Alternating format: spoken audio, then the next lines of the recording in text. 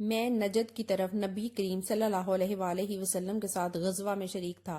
دشمن سے مقابلہ کے وقت ہم نے صفیں باندھی۔ اس کے بعد رسول اللہ صلی اللہ علیہ وآلہ وسلم نے ہمیں خوف کی نماز پڑھائی تو ہم میں سے ایک جماعت آپ کے ساتھ نماز پڑھنے میں شریک ہو گئی اور دوسرا گروہ دشمن کے مقابلہ میں کھڑا رہا۔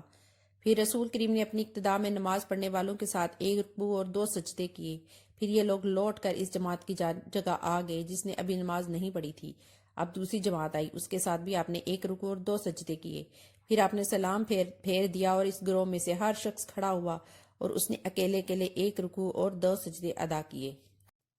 جب جنگ میں لوگ ایک دوسرے سے گٹھ جائیں تو کھڑے کھڑے نماز پڑھ لیں، اور ابن عمر رضی اللہ عنہ نے نبی کریم صلی اللہ علیہ وآلہ وسلم سے اپنی روایت میں اضافہ کیا اور کہا کہ اگر کافر بہت سارے ہوں کہ مسلمانوں کا دم نہ لینے دیں تو کھڑے کھڑے اور سوار رہ کر جس طرح ممکن ہو اشاروں سے ہی مگر نماز پڑھ لیں۔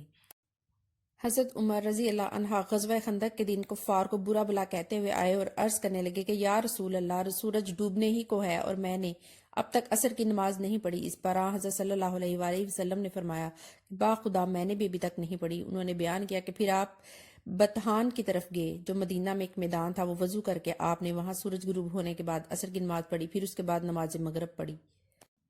جب نبی کریم صلی اللہ علیہ وآلہ وسلم غزوہ خندق سے فارغ ہوئے، ابو سفیان لوٹے تو ہم سے آپ نے فرمایا کوئی شخص بنو قریظہ کے محلہ میں پہنچنے سے پہلے نماز عصر نہ پڑھے۔ لیکن جب عصر کا وقت آیا تو بعض صحابہ رضی اللہ عنہ نے راستے ہی میں نماز پڑھ لی اور بعض صحابہ رضی اللہ عنہ نے کہا کہ ہم بنو قریظہ کے محلہ میں پہنچنے پر نماز عصر پڑھیں گے، اور کچھ حضرات کا خیال یہ ہوا کہ ہمیں نماز پڑھ لینی چاہیے کیونکہ آپ صلی اللہ علیہ وآلہ وسلم کا مقصد یہ نہیں تھا کہ نماز قضا کر لیں۔ پھر جب آپ سے اس کا ذکر کیا گیا تو آپ نے کسی پر بھی ملامت نہیں فرمائی۔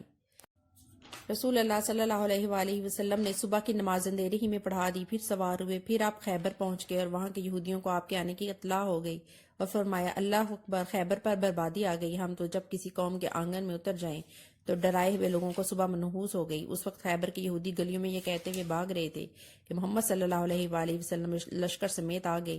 راوی نے کہا کہ روایت میں لفظ خمیس لشکر کے معنی میں ہے۔ آخر رسول اللہ صلی اللہ علیہ وآلہ وسلم کو فتح ہوئی، لڑنے والے جوان قتل کر دیے گئے، عورتیں اور بچے قید ہوئے۔ اتفاق سے صفیہ دیہ قلبی کے حصے میں آئیں۔ پھر رسول اللہ صلی اللہ علیہ وآلہ وسلم کو ملی اور آپ صلی اللہ علیہ وآلہ وسلم نے ان سے نکاح کیا اور آزادی ان کا مہر قرار پایا۔ عبدالعزیز نے ثابت سے پوچھا ابو محمد، کیا تم نے انس رضی اللہ عنہ سے دریافت کیا تھا کہ حضرت صفیہ کا مہر آپ نے مقرر کیا تھا؟ انہوں نے جواب دیا کہ خود انہی کو ان کے مہر میں دے دیا تھا۔ کہا کہ ابو محمد اس پر مسکرا دیے۔